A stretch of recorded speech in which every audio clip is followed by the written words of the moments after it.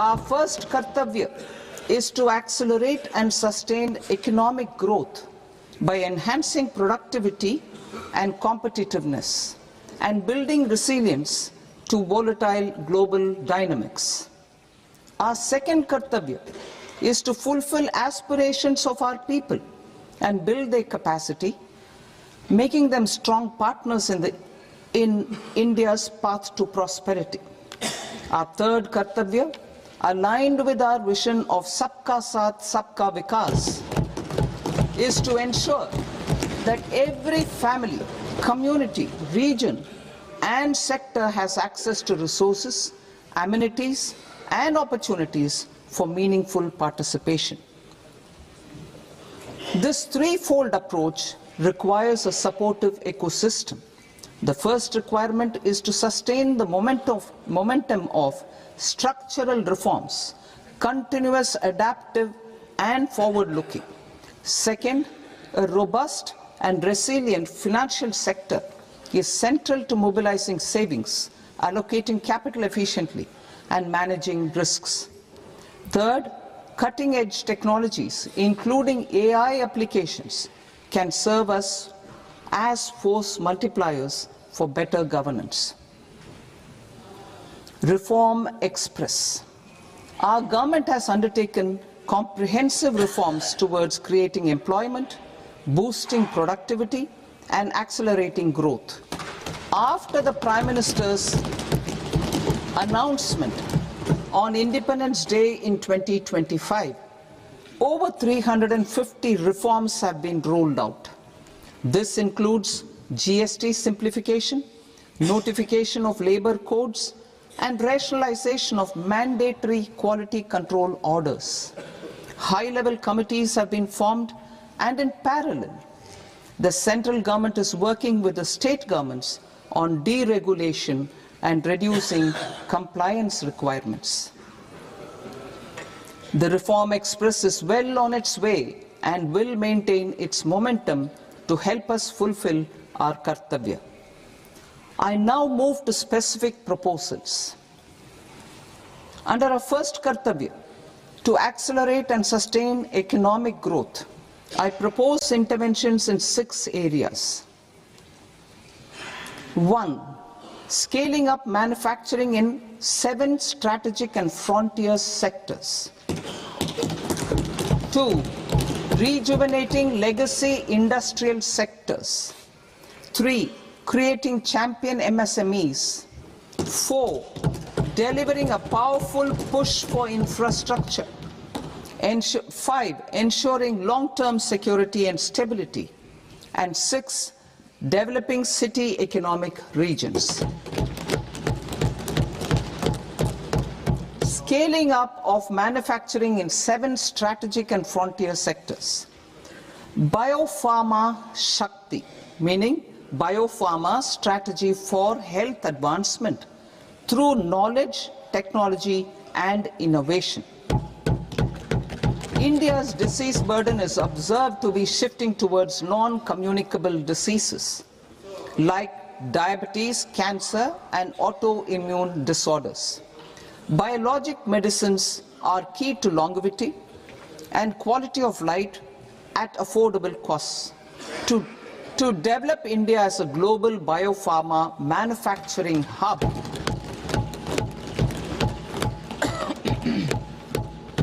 I propose the Biopharma Shakti with an outlay of 10,000 crores over the next 5 years. This will build the ecosystem for domestic production of biologics and biosimilars.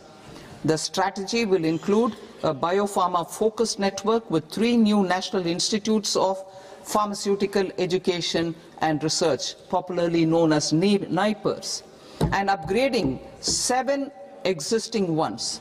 It will also create a network of 1,000 accredited India clinical trials sites. We propose to strengthen the Central Drug Standard Control Organization to meet global standards and approve timeframes through approval timeframes through a dedicated scientific review cadre and specialists.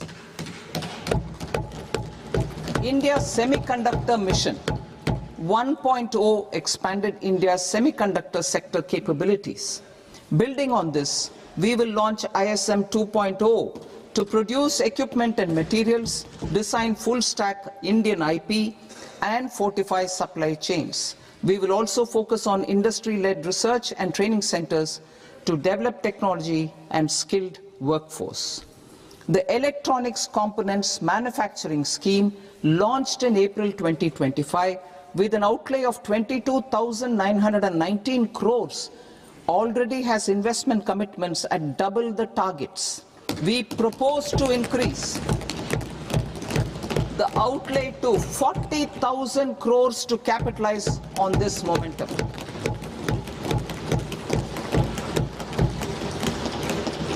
A scheme for rare earth permanent magnets was launched in 2025 November.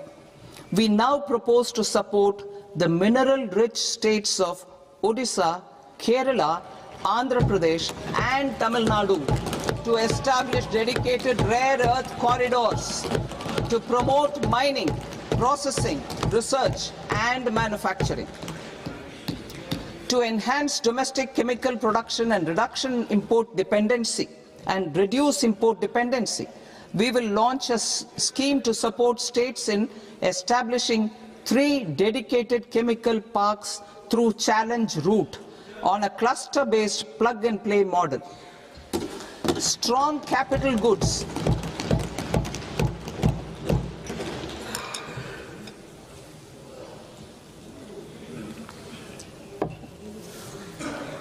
Strong capital goods capability is a determinant of productivity and quality across different sectors. Towards building this capacity, I propose the following. High-tech tool rooms will be established by central public sector enterprises at 2 locations as digitally enabled automated service bureaus that locally design, test and manufacture high-precision components at scale and at lower cost. 2. A scheme for enhancement of construction and infrastructure equipments will be introduced to strengthen domestic manufacturing of high value and technologically advanced CIE. This can range from lifts in a multi-storied apartment or firefighting equipment in multiplexes, large or small, and to tunnel boring equipments for building metros and high-altitude roads. I also propose a scheme for container manufacturing to create a globally competitive container manufacturing ecosystem with a budgetary allocation of 10,000 crores over a 5-year period. For the labor-intensive textile sector, I propose an integrated program with 5 subparts. 1. The National Fiber Scheme for self-reliance in natural fibers, such as silk, wool and jute, man-made fibers and new age fibers. Textile expansion and employment scheme to modernize traditional clusters with capital support for machinery, technology upgradation and common testing and certification centers. 3. The National Handloom and Handicraft Program to integrate and strengthen existing schemes and ensure targeted support for weavers and artisans. Tex Eco Initiative to promote globally competitive and sustainable textiles and apparels. Samarth 2.0 to modernize the upgrade the textile skilling ecosystem through collaboration with industry and academic institutions. Further, I propose to set up mega textile parks in challenge mode. They can also focus on bringing value addition to technical textiles. I propose to launch the Mahatma Gandhi Gram Swaraj initiative to strengthen khadi, handloom and handicrafts. This will help in global market linkage and branding, It will streamline and support training, skilling, quality of process and production. This will benefit our weavers, village industries, one district, one product ODOP initiative, and also our rural youth. India has the potential to emerge as a global hub for high quality, affordable sports goods. I propose a dedicated initiative for sports goods that will promote manufacturing, research, and innovation in equipment design as well as material sciences. Rejuvenation of legacy industrial clusters. I propose to introduce a scheme to revive 200 legacy industrial clusters to improve their cost competitiveness and efficiency through infrastructure and technology upgradation. Creating champion SMEs and supporting micro enterprises. Recognizing MSMEs as a vital engine of growth, I propose a three-pronged approach to help them grow as champions. Equity support. I propose to introduce a dedicated 10,000 crores SME growth fund to create future champions, incentivizing enterprises based on select criteria. I also propose to top up the Self-Reliant India Fund set up in 2021 with 2,000 crores to continue support to micro enterprises and maintain their access to risk capital. Liquidity support. With TREDS, more than 7 lakh crore has been made available to MSMEs. To leverage its full potential, I propose 4 measures. 1. Mandate TREDS as the transaction settlement platform for all purchases from MSMEs by CPSEs, serving as a benchmark for other corporates. 2. Introduce a credit guarantee support mechanism through CGTMSE for invoice discounting on TREDS platform. 3. Link GEM with TREDS for sharing information with financiers about government purchases from MSMEs, encouraging cheaper and quicker financing. 4. Introduce TREDS receivables as asset-backed securities, helping develop a secondary market, enhancing liquidity and settlement of transactions. Professional support. Government will facilitate professional institutions such as the ICAI, ICSI, ICMAI to design short-term modular courses and practical tools to develop a cadre of corporate mitras, especially in Tier 2 and Tier 3 towns. These accredited para-professionals will help MSMEs meet compliance requirements at affordable costs. Infrastructure. During this past decade, our government has undertaken several initiatives for large-scale enhancement of public infrastructure, including through new financing instruments such as Infrastructure Investment Trust (InvITs) and Real Estate Investment Trust (REITs), and institutions like NIIF and NABFID. We shall continue to focus on developing infrastructure in cities with over 5 lakh population, that is Tier 2, Tier 3 cities, which have expanded to become growth centers. Public capital expenditure has increased manifold from 2 lakh crore in 2014-15 to an allocation of 11.2 lakh crore in BE 25-26. In this coming year, that is financial year 2026-27, I propose to increase it to 12.2 lakh crores to continue the momentum. To strengthen the confidence of private developers, regarding risks during infrastructure development and construction phase, I propose to set up an infrastructure risk guarantee fund to provide prudentially calibrated partial credit guarantee to lenders. Over the years, RITES have emerged as a successful instrument for asset monetization. I propose to accelerate recycling of significant real estate assets of the CPSEs through the setting up of dedicated RITES.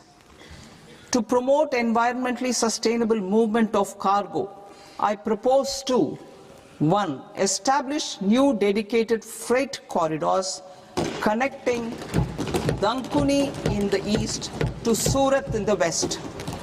Operationalize 20 new national waterways over the next 5 years,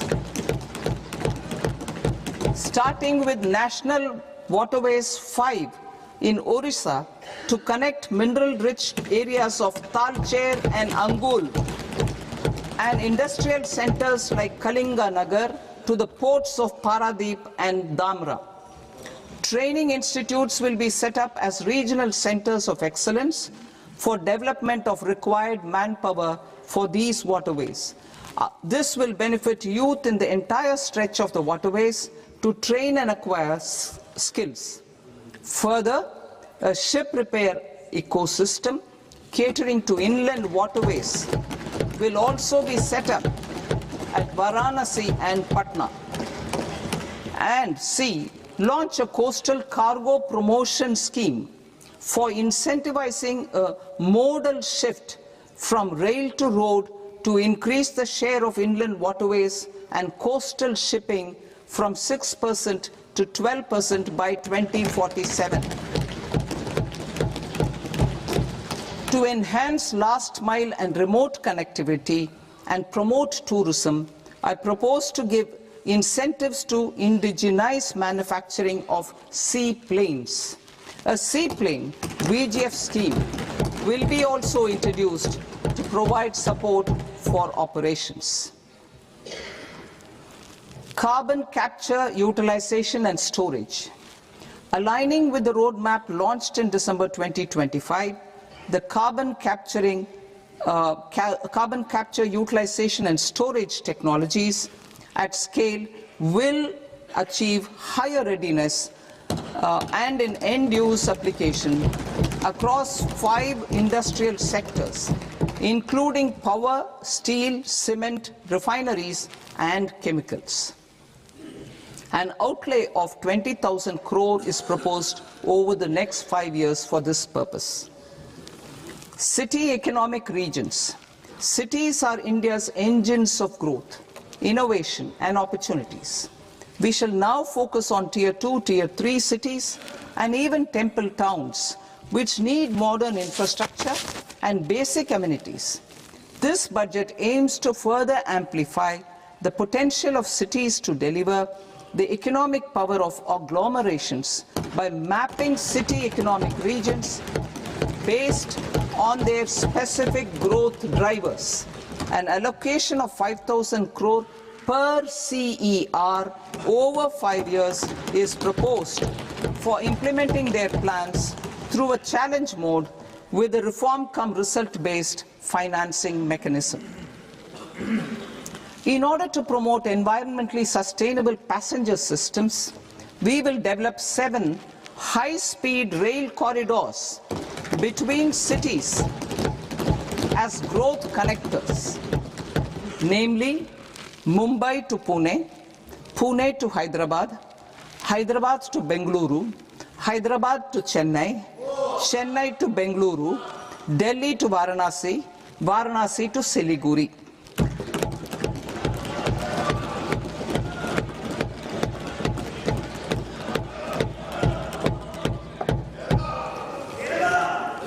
Financial sector. The Indian banking sector today is characterized by strong balance sheet, historic highs in profitability, improved asset quality, and coverage exceeding 98% of villages in the country. At this juncture, we are well placed to futuristically evaluate the measures needed to continue on the path of reform-led growth of this sector. I propose setting up a high-level committee on banking for Vikasit Bharat. High-level committee on banking for Vikasit Bharat to comprehensively review the sector and align it with India's next phase of growth, while safeguarding financial stability, inclusion, and consumer protection. The vision for NBFCs for Vikasit Bharat has been outlined with clear targets for credit disbursement and technology adoption in order to achieve scale and improve efficiency in the public sector NBFCs.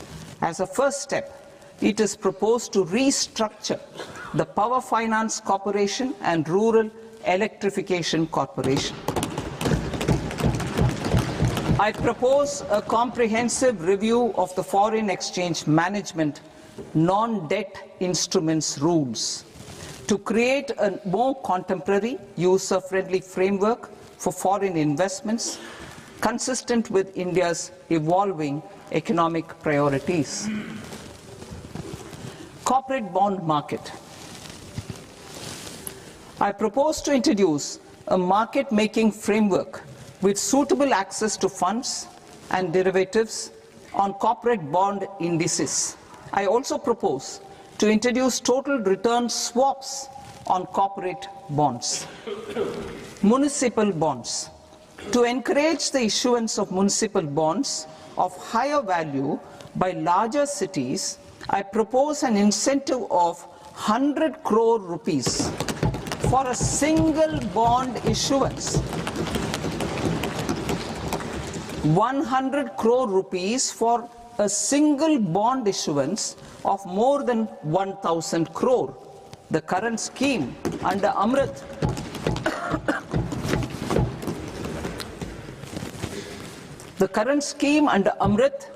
which incentivizes issuances up to 200 crores only, will also continue to support smaller and medium towns. That will also continue to support the smaller and medium towns. Ease of doing business. Individual persons resident outside India, PROI, will be permitted to invest in equity instruments of listed Indian companies through the Portfolio Investment Scheme. It is also proposed to increase the investment limit for an individual PROI under the scheme from 5% to 10%, with an overall investment limit for all individual PROIs to 24% from the current 10%. Emerging technologies including AI. 21st century is technology-driven. Adoption of technology is for the benefit of all people. Farmers in the field, women in STEM, youth keen to upskill, and Divyangjan to access newer opportunities. The government has taken several steps to support new technologies through AI Mission, National Quantum Mission, Anusandhan National Research Fund, and Research and Development and Innovation Fund. Our second kartavya is to fulfill aspirations and build capacities. Close to 25 crore individuals have come out of multi-dimensional poverty through a decade of our government's sustained and reform-oriented efforts.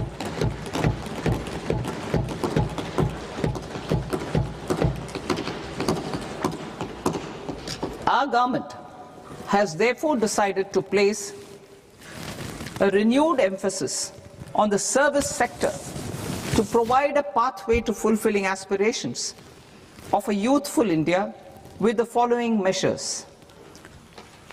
I propose to set up a high-powered Education to Employment and Enterprises Standing Committee to recommend measures that focus on services sector as a core driver of Vikasit Bharat. This will make us a global leader in services with a 10% global share by 2047. The committee will prioritize areas to optimize the potential for growth, employment, and exports. They will also assess the impact of emerging technologies, including AI, on jobs and skill requirements and propose measures thereof. To create a range of skilled career pathways, a new range of skilled career pathways for our youth, I propose interventions in the following sectors. Health. Existing institutions for allied health professionals will be upgraded and new AHP institutions established in private and government sectors. This will cover 10 selected disciplines, including optometry, radiology, anesthesia, OT technology, applied psychology and behavioral health, and add 1 lakh AHPs over the next 5 years. A strong care system covering geriatric and allied care services will be built. A variety of NSQF-aligned programs will be developed to train multi-skilled caregivers, combining core care and allied skills such as wellness, yoga, and operation of medical assistive devices. In the coming year, 1.5 lakh caregivers will be trained.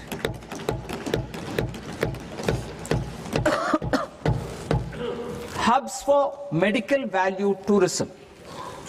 To promote India as a hub for medical tourism services, I propose to launch a scheme to support states in establishing 5 regional medical hubs in partnership with the private sector. These hubs will serve as integrated healthcare complexes that combine medical, educational, and research facilities. They will have Ayush centers, medical value tourism facilitation centers, and infrastructure for diagnostics, post-care, and rehabilitation. These hubs will provide diverse opportunities, job opportunities for health professionals, including doctors and AHPs. Ancient Indian yoga, already respected in several parts of the world, was given a mass global recognition when Honorable Prime Minister took it to the UN. Post-COVID, Ayurveda gained a similar global acceptance and recognition. Exporting quality Ayurveda products helps farmers who grow the herbs and youth who process the products. To meet growing global demand, a few more steps are being taken. I propose to 1. Set up 3 new All India Institutes of Ayurveda. 2. Upgrade Ayush pharmacies and drug testing labs for higher standards of certification ecosystem and make available more skilled personnel. 3. Upgrade the WHO Global Traditional Medicine Center in Jamnagar to bolster evidence-based research, training, and awareness for traditional medicine. Animal husbandry. Livestock contributes to close to 16% of farm income, including of poor and marginal households. To scale up availability of veterinary professionals by more than 20,000, I propose to roll out a loan-linked capital subsidy support scheme for establishment of veterinary and para-veterinary colleges, veterinary hospitals, diagnostic laboratories, and breeding facilities in private sector. Collaboration between Indian and foreign institutions will also be facilitated. Orange economy. India's animation, visual effects, gaming and comics sector, AVGC sector, is a growing industry projected to require 2 million professionals by 2030. I propose support I propose to support the Indian Institute of Creative Technologies, Mumbai, in setting up ABGC Content Creator Labs in 15,000 secondary schools all over the country and 500 colleges. The Indian design industry is expanding rapidly, and yet there is a shortage of Indian designers. I propose to establish, through Challenge Route, a new National Institute of Design to boost design education and development in the eastern region of India. Education.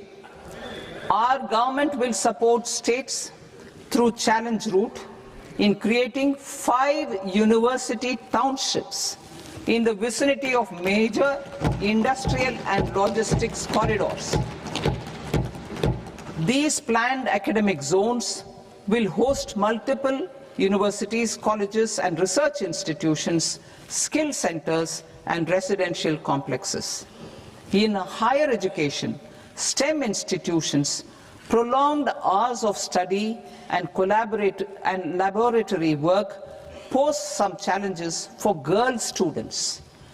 Through VGF, Viability Gap Funding and capital support, one girls' hostel will be established in every district.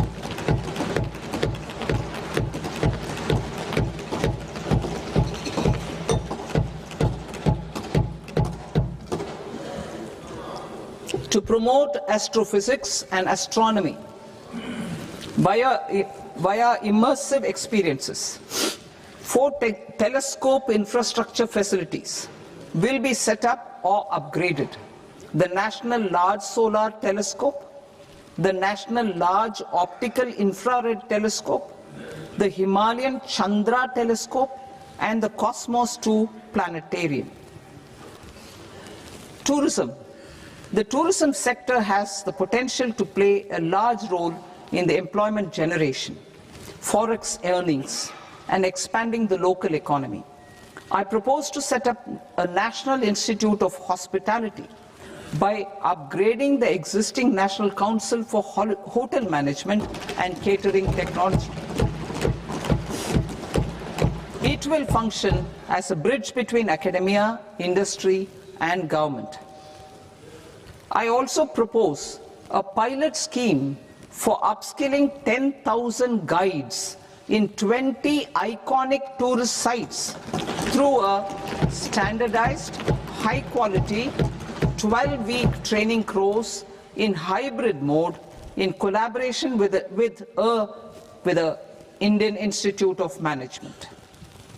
A national destination digital knowledge grid will be established to digitally document all places of significance, cultural, spiritual, and heritage.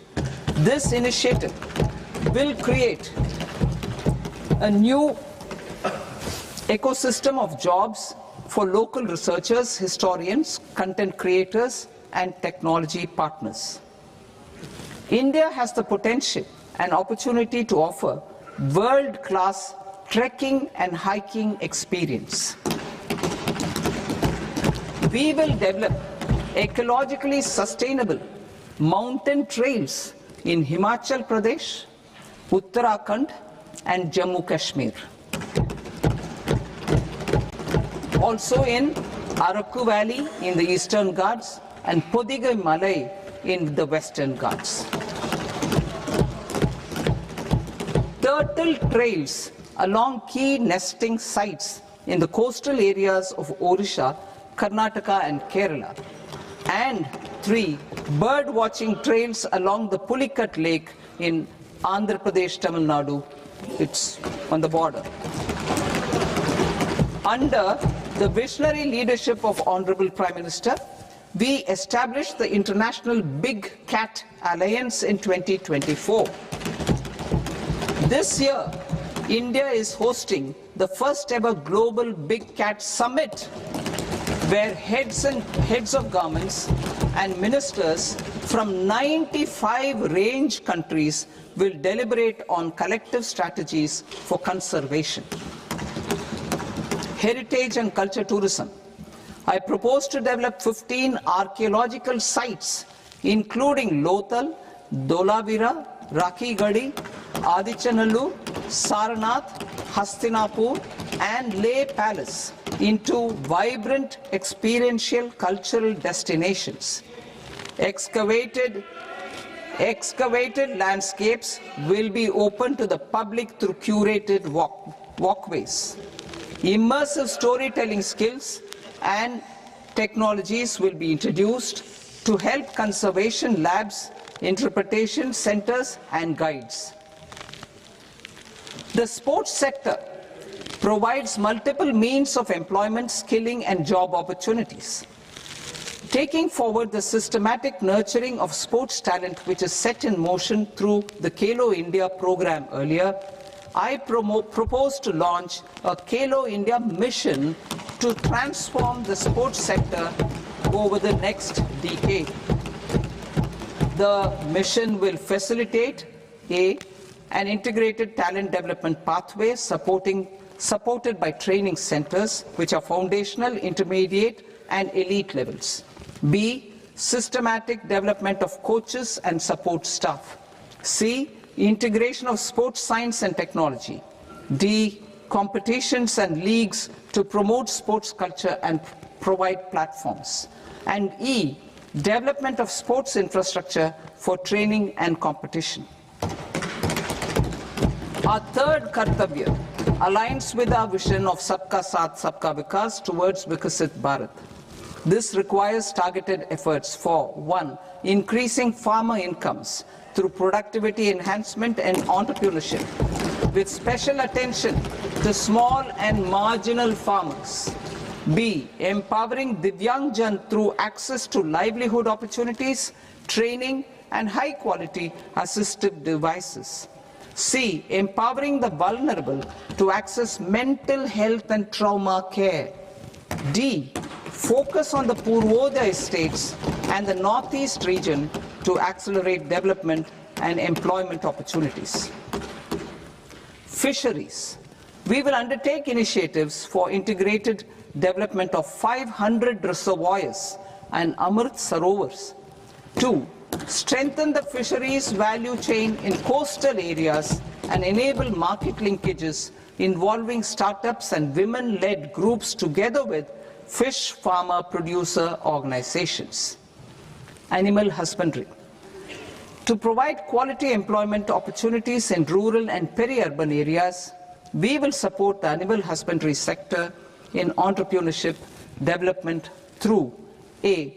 A credit-linked subsidy program. B. Scaling up and modernization of livestock enterprises. C. Enhanced creation of livestock, dairy, and poultry. Enhanced creation of livestock, dairy, and poultry-focused integrated value chains. And D. Encourage creation of livestock farmer-producer organizations. High-value agriculture.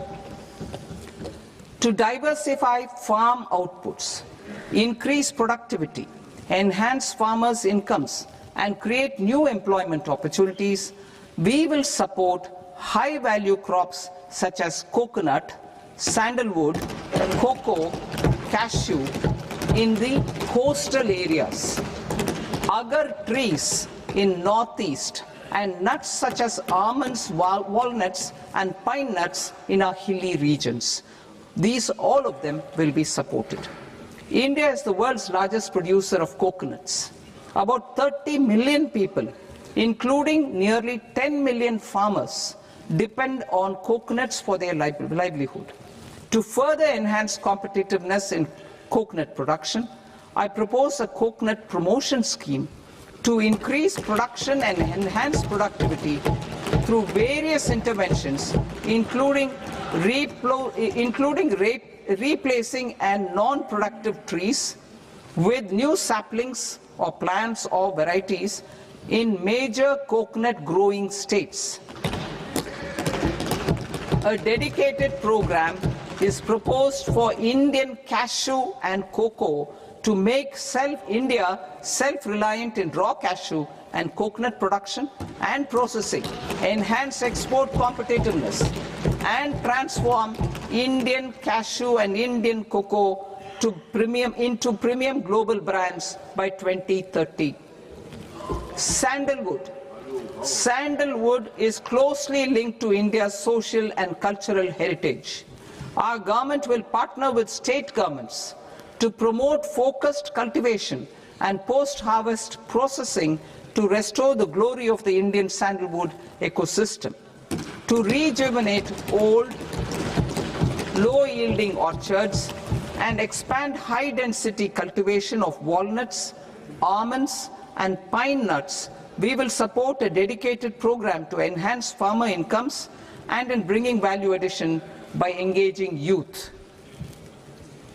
Bharat Vistar, that is virtually integrated system to access agricultural resources. I propose to launch Bharat Vistar, a multilingual AI tool that shall integrate the AgriStack portals and the ICAR package on agricultural practices with AI systems. This will enhance farm productivity, enable better decisions for farmers, and reduce risk by providing customized advisory support. She Marts for rural women-led enterprises.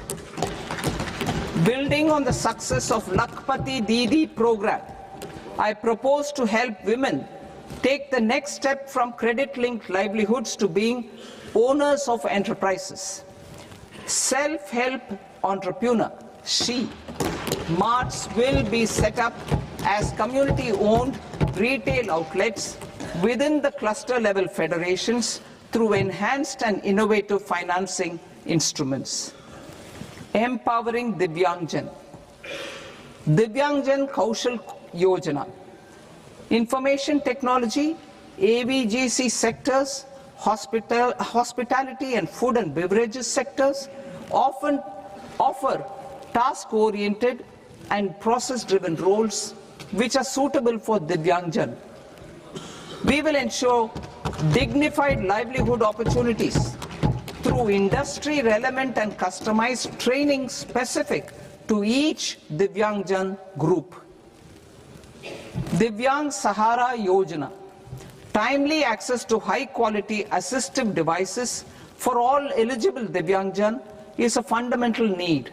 I propose to 1. Support the Artificial Limbs Manufacturing Corporation of India, ALIMCO, to set up and to scale up production of assistive devices, invest in R&D and AI integration, strengthen PM Divyasha Kendras, and support setting up of assistive technology marts as modern retail style centers where Divyangjan and senior citizens can see, try and purchase assistive products.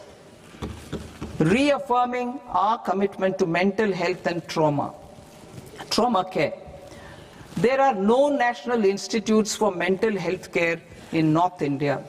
We will therefore set up a NIMHANS 2 and also upgrade national mental health institutes in Ranchi and in Tezpur as regional apex institutions. Emergencies expose families, particularly the poor and vulnerable, to unexpected expenditure. We will strengthen and increase these capacities by 50% in district hospitals by establishing emergency and trauma care centers. Focus on Purvodaya states and northeastern regions. Purvodaya. I propose the development of an integrated East Coast industrial corridor with a well-connected node at Durgapur, creation of 5 tourism destinations in 5 Purvodaya states, and the provision of 4,000 e-buses. Buddhist sites in northeastern region. The northeastern region is a civilizational confluence of Theravada and Mahayana or Vajrayana traditions. I propose to launch a scheme for development of Buddhist circuits in Arunachal Pradesh, Sikkim, Assam, Manipur, Mizoram and Tripura. The scheme will cover preservation of temples and monasteries, pilgrimage interpretation centers, connectivity and pilgrim amenities. 16th Finance Commission. On 17th November 2025, the 16th Finance Commission submitted its report to the President.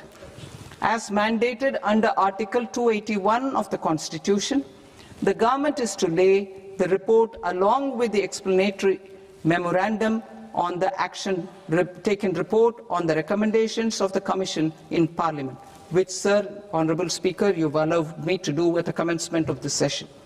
The government has accepted the recommendation of the Commission to retain the vertical share of devolution at 41%. As recommended by the Commission, I have provided 1.4 lakh crores of rupees to the states for the year 2026-2027 as Finance Commission grants. These include rural and urban local body and disaster management grants. Fiscal consolidation. Government has been delivering on our fiscal commitments consistently without compromising on social needs. To strive towards accepted standards of fiscal management in Budget 25-26, I had indicated that the central government would target reaching a debt-to-GDP ratio of 50 plus or minus 1% by 2030-31. In line with this, the debt-to-GDP ratio is estimated to be 55.6% of GDP in BE 26-27. compared to 56.1% of GDP in RE 25-26. A declining debt-to-GDP ratio will gradually free up resources for priority sector lending and expenditure by reducing the outgo on interest payments. One of the main operational instruments for debt targeting is the fiscal deficit.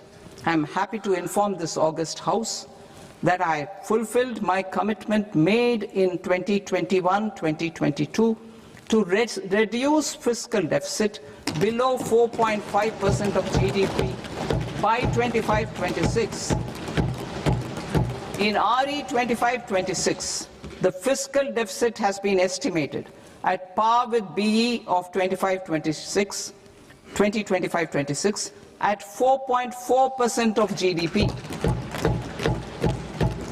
In line with the new fiscal prudence path of debt consolidation, the fiscal deficit in BE 26-27 is estimated to be 4.3% of the GDP.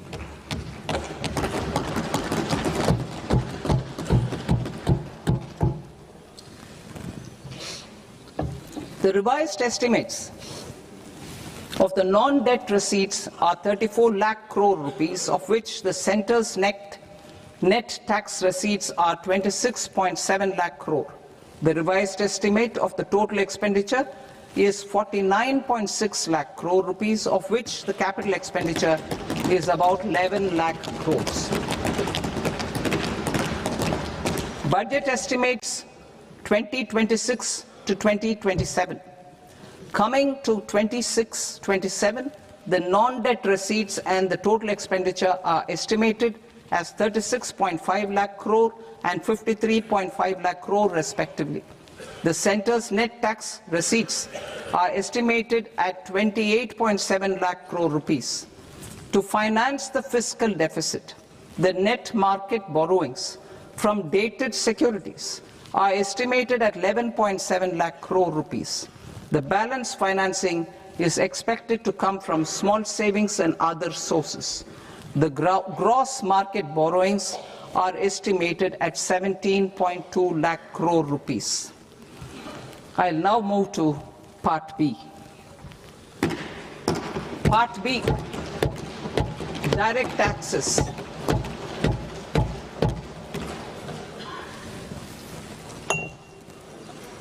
Honorable Speaker, sir, I now present my proposals on direct taxes. New Income Tax Act. In July 2024, I announced a comprehensive review of the Income Tax Act 1961. This was completed in a record time, and the Income Tax Act 2025 will come into effect from 1st April 2026. The simplified income tax rules and forms will be notified shortly, giving adequate time to taxpayers to acquaint themselves with its requirements. The forms have been redesigned such that ordinary citizens can comply without difficulty. Ease of living. I propose that any interest awarded by the Motor Accident Claims Tribunal to a natural person will be exempt from income tax, and any TDS on this account will be done away with. I propose to reduce TCS rate on the sale of overseas tour program package from the current 5% and 20% to 2% without any stipulation of amount. I propose to reduce TCS rate for pursuing education and for medical purposes under the Liberalized Remittance Scheme, popularly known as LRS, from 5% to 2%. Supply of manpower services is proposed to be specifically brought within the ambit of payment to contractors for the purpose of TDS to avoid ambiguity. Thus, TDS on these services will be at the rate of either 1% or 2% only. I propose a scheme for small taxpayers, wherein a rule-based automated process will enable obtaining a lower or nil deduction certificate instead of filing an application with the assessing officer. For the ease of taxpayer holding securities in multiple companies, I propose to enable depositories to accept Form 15G or Form 15H from the investor and provide it directly to various relevant companies. I propose to extend time available for revising returns from 31st December to up to 31st March with the payment of a nominal fee. I also propose to stagger the timeline for filing of tax returns. Individuals with ITR 1 and ITR 2 returns will continue to file till 31st July, and non-audit business cases or trusts are proposed to be allowed time till 31st August. TDS on sale of immovable property by a non-resident is proposed to be deducted and deposited through resident buyers and his or her PAN-based challan instead of requiring a TAN, which is a temporary accounting number. To address practical issues of small taxpayers like students, young professionals, tech employees, relocated NRIs, and such others, I propose to introduce a one-time 6-month foreign asset disclosure scheme for these taxpayers to disclose income or assets below a certain size. This scheme would be applicable for two categories of taxpayers, namely A, who did not disclose their overseas income or assets, and B, who disclosed their overseas income and or paid due tax but could not declare the asset acquired. For category A, the limit of undisclosed income or asset is proposed to be up to 1 crore rupees.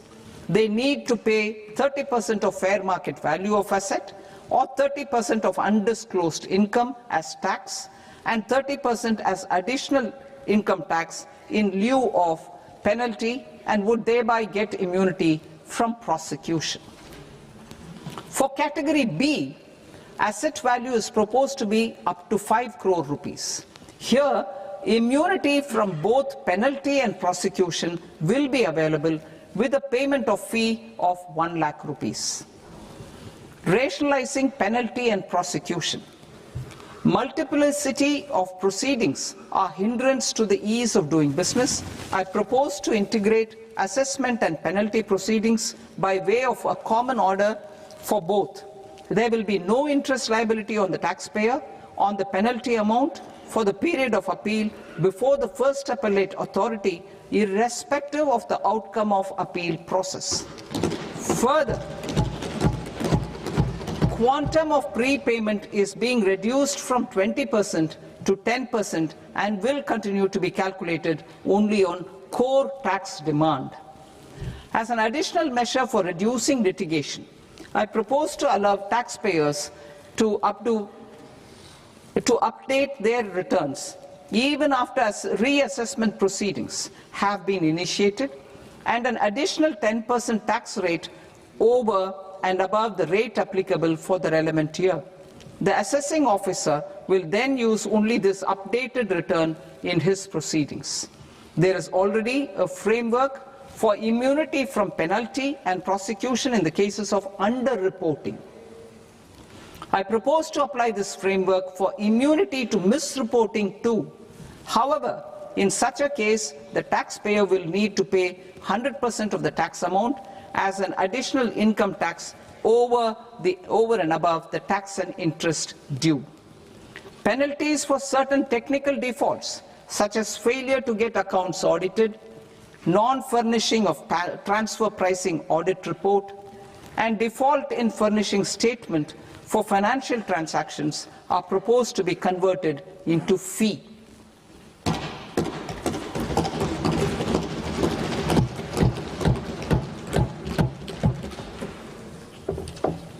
I propose to rationalize prosecution framework under Income Tax Act while maintaining a careful balance for deterrence in some serious offence.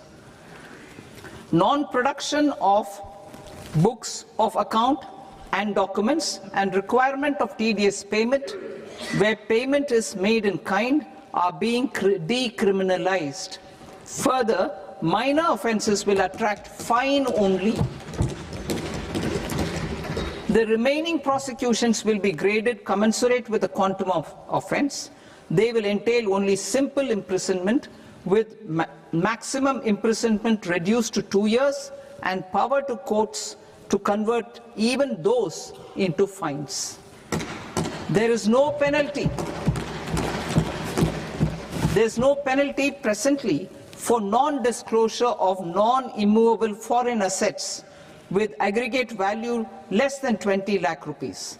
I propose to also provide them with immunity from prosecution with retrospective effect from 1/10/2024.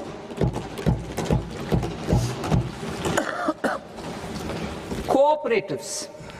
Deduction is already allowed to a primary cooperative society engaged in supplying milk, oilseeds, fruits or vegetables raised or grown by its members. I propose to extend this deduction to also include supply of cattle feed and cotton seed produced by its members. I propose to allow inter-cooperative society dividend income as deduction under the new tax regime to the extent it is further distributed to its members. I further propose to allow exemption for a period of 3 years to dividend income received by a notified national cooperative federation on their investments made in companies up to 31/1/2026. This exemption would be allowed only for dividends further distributed to its member cooperatives. Supporting IT sector as India's growth engine. India is a global leader in software development services, IT-enabled services, knowledge process outsourcing services, and contract R&D services relating to software development. These businesses and their segments are quite interconnected with each other.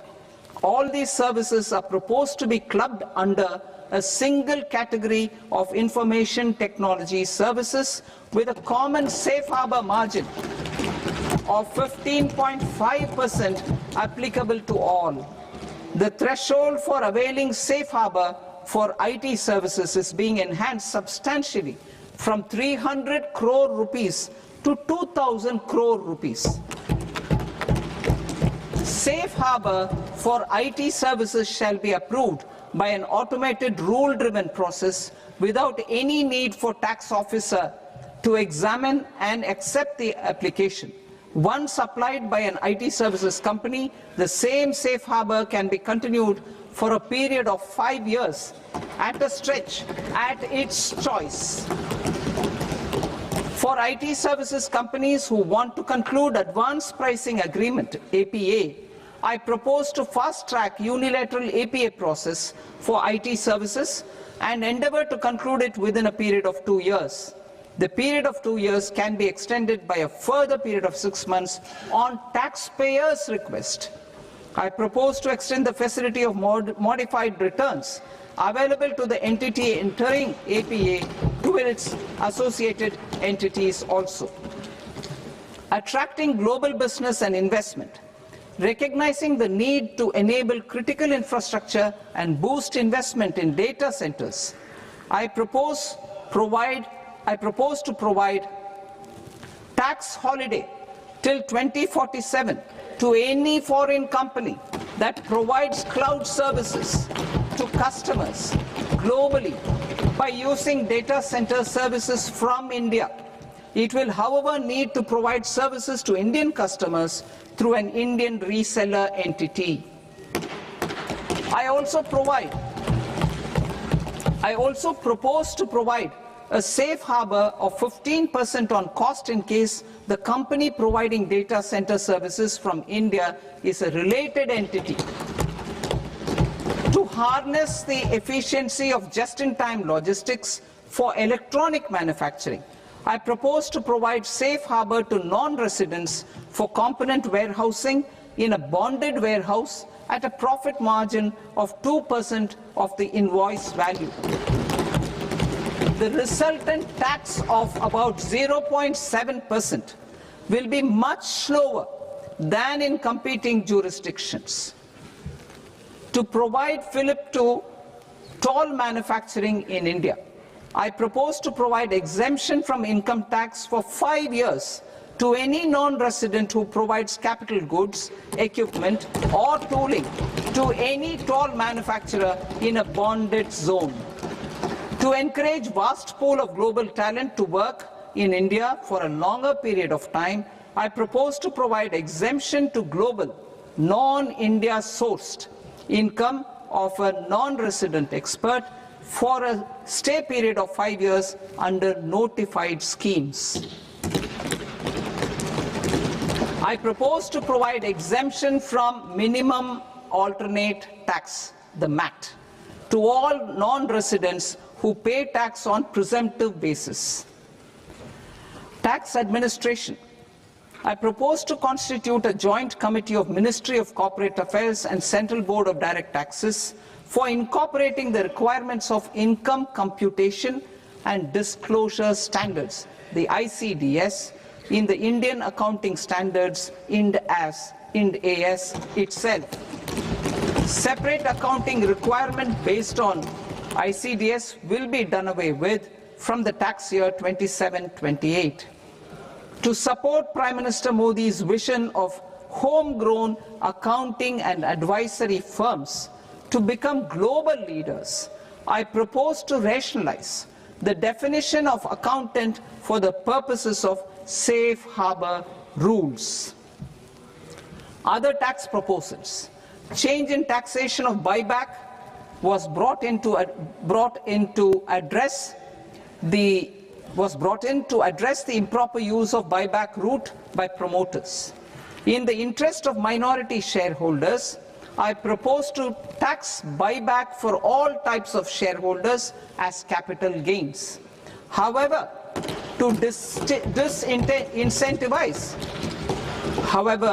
to to disincentivize misuse of tax arbitrage, promoters will pay an additional buyback tax. This will make effective tax 22% for corporate promoters. For non-corporate promoters, the effective tax will be 30%.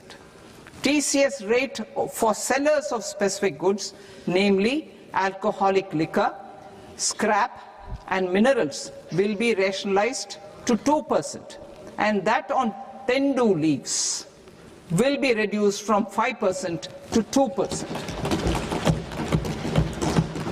I propose to raise the STT on futures to 0.05% from the present 0.02%. STT on options premium and exercise of options are both proposed to be raised to 0.15% from the present rate of 0.1% and 0.125% respectively.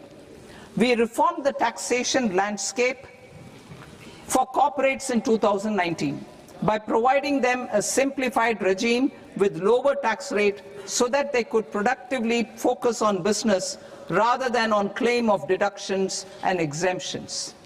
To encourage companies to shift to the new regime, set-off of brought forward MAT credit, minimum alternate tax credit, is proposed to be allowed to companies only in the new regime.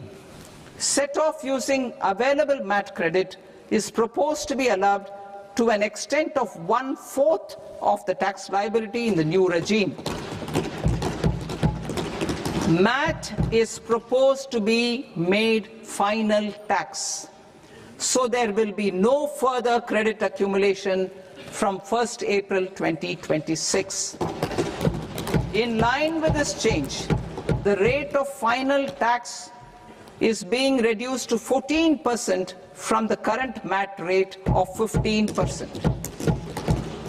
The brought forward MAT credit of taxpayers accumulated till 30th March 2026 will continue to be available to them for set-off as above. Indirect taxes. I shall now take up proposals related to indirect taxes. My proposals for customs and central excise aim to further simplify the tariff structure, support domestic manufacturing, promote export competitiveness, and correct inversion in duty. To continue weeding out long-continuing customs duty exemptions, I propose to remove certain exemptions on items which are being manufactured in India or where the imports are negligible. Similarly, to further simplify the process of ascertaining the rate of duty applicable on a particular item, I propose to incorporate certain effective rates in various customs notifications to the tariff schedule itself. I shall now take up sector-specific proposals. Promotion of exports of marine, leather, and textile products. I propose to increase the limit for duty-free imports of specified inputs used for processing seafoods for export from the current 1% to 3% of FOB value of the previous year's export turnover. I also propose to allow duty-free imports of specified inputs, which is currently available for exports of leather or synthetic footwear, to exports of shoe uppers as well. I propose to extend the time period for export of final product from the existing 6 months to 1 year for exporters of leather or textile garments, leather or synthetic footwear, and other leather products. Energy transition and security. I propose to extend the basic customs duty exemption given to capital goods used for manufacturing lithium-ion cells for batteries to those used for manufacturing lithium-ion cells for battery energy storage systems also. I propose to exempt basic customs duty on import of sodium antimonate for use in manufacture of solar glass. Nuclear power.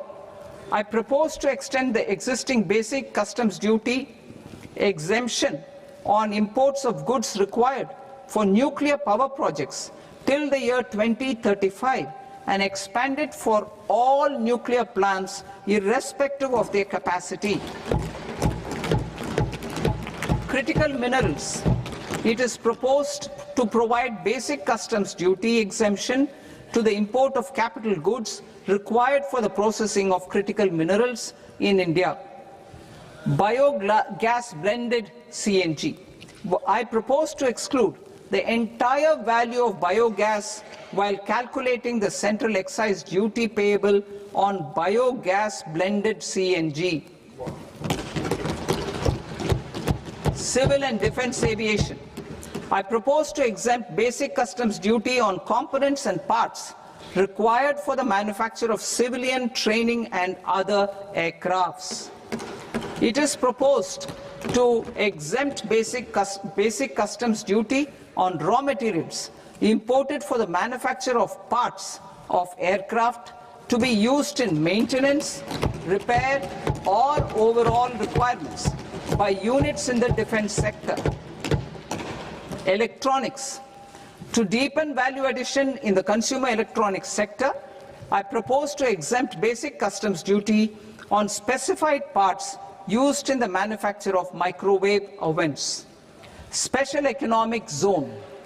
To address the concerns arising about utilization of capacity by manufacturing units in the special economic zones due to global trade disruptions, I propose as a special one-time measure to facilitate sales by eligible manufacturing units in SEZs to the domestic tariff area at concessional rates of duty.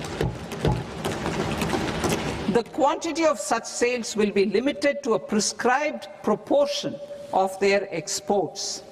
Necessary regulatory changes will be undertaken to operationalize the measures while ensuring level playing field for the units working in the DTA.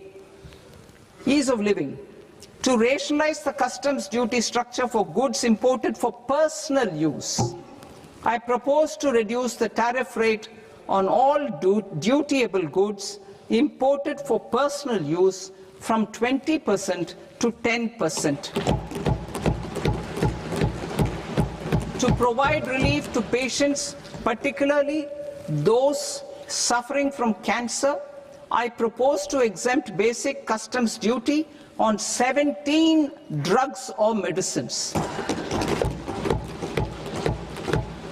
I propose also to add 7 more rare diseases for the purposes of exempting import duties on personal imports of drugs, medicines, and food for special medical purposes used in their treatment.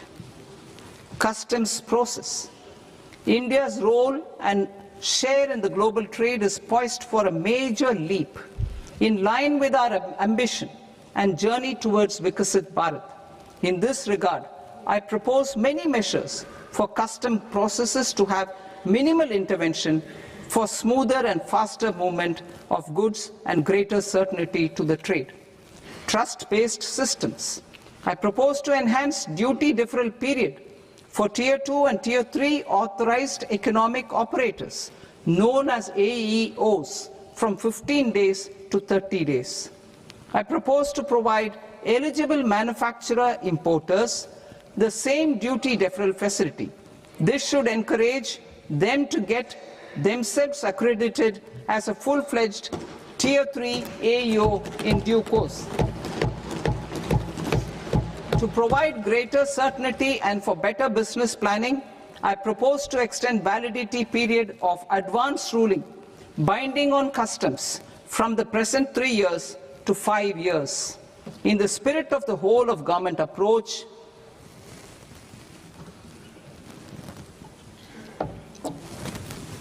government agencies will be encouraged to leverage AEO accreditation for preferential treatment in clearing their cargo. Regular importers with trusted long-standing supply chains will be recognized in the risk system so that the need for verification of their cargo every time can be minimized. Export cargo using electronic sealing. Export cargo using electronic sealing will be provided through clearance from the factory premises to the ship. For import of goods not needing any compliance, filing of bill of entry by a trusted importer and arrival of goods will automatically notify customs for completing their clearance formalities. This will enable goods to be released immediately on arrival. The customs warehouse framework will be transformed into a warehouse operator-centric system with a self-declarations, electronic tracking, and risk-based audit. These reforms will move away from the current system of officer-dependent approvals and reduce transaction delays and compliance costs. Ease of doing business. Approvals required for cargo clearance from various government agencies will be seamlessly processed through a single and interconnected digital window by the end of the financial year. Processes involved in clearance of food, drugs, plant and animal and wildlife products, accounting for about 70% of interdicted cargo, will be operationalized on this system by April 2026 itself. For goods not having any compliance requirement, clearance will be done by customs immediately after online registration is completed by the importer, subject to the payment of duty. Customs integrated system will be rolled out in 2 years as a single integrated and scalable platform for all customs processes. Utilization of non-intrusive scanning with advanced imaging and AI technology for risk assessment will be expanded in a phased manner with the objective to scan every container across all the major ports. New export opportunities to support Indian fishermen to fully harness the economic value of marine resources beyond our territorial waters. The following measures will be taken. A. Fish catch by an Indian fishing vessel in exclusive economic zone or on the high seas will be made free of duty. Landing of such fish on foreign port will be treated as export of goods. Safeguards will be put in place to prevent misuse during fish catch, transit or transshipment. To support aspirations of India's small businesses, artisans and startups to access global markets through e-commerce, I am pleased to announce complete removal of the current value cap of 10 lakh rupees per consignment on courier exports. In addition, handling of rejected and returned consignments will be improved with effective use of technology for identifying such consignments. I propose to revise provisions governing baggage clearance during international travel to address genuine concerns of passengers. The revised rules will enhance duty-free allowances in line with the present-day travel realities and provide clarity in temporary carriage of goods brought in or taken out. There are honest taxpayers who are willing to settle disputes by paying all their dues, but they get deterred due to negative connotation associated with penalty. They will now be able to close cases by paying an additional amount in lieu of penalty. Honorable Speaker, sir, with this I commend the budget to this august House. Jai Hind.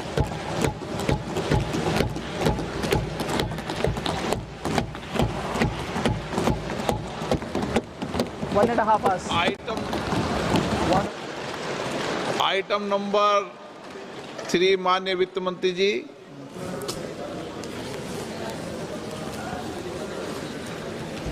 Item number 2, sir. 3. 3. Sir, with your permission, I rise to lay on the table of the following statements under Section 3, 1 of the Fiscal Responsibility and Budget Management Act of 2003. Medium-term fiscal policy, fiscal policy strategy statement, and macroeconomic framework statement. Item number 4, माननीय वित्त मंत्री जी. Sir, with your permission, I move for leave to introduce the Finance Bill 2026. प्रश्न ये कि विधेयक को पुनर्स्थापित करने की अनुमति प्रदान की जाए. जो सदस्य इस पक्ष में हाँ गए, जो सदस्य विरोध में ना गए, मेरे विचार में निर्णय हाँ वालों के पक्ष में हाँ वालों के पक्ष में अनुमति प्रदान की जाती है. माननीय मंत्री जी, अब विधेयक पुनर्स्थापित करें. Sir, I introduce the bill.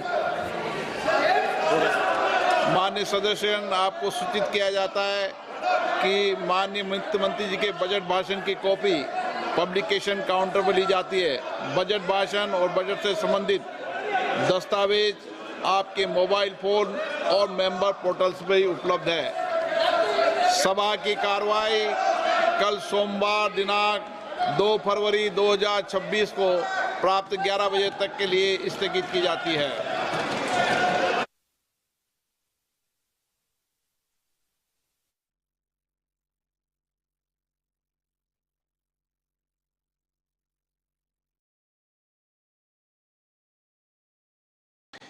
Well, it's been called the mother of all deals.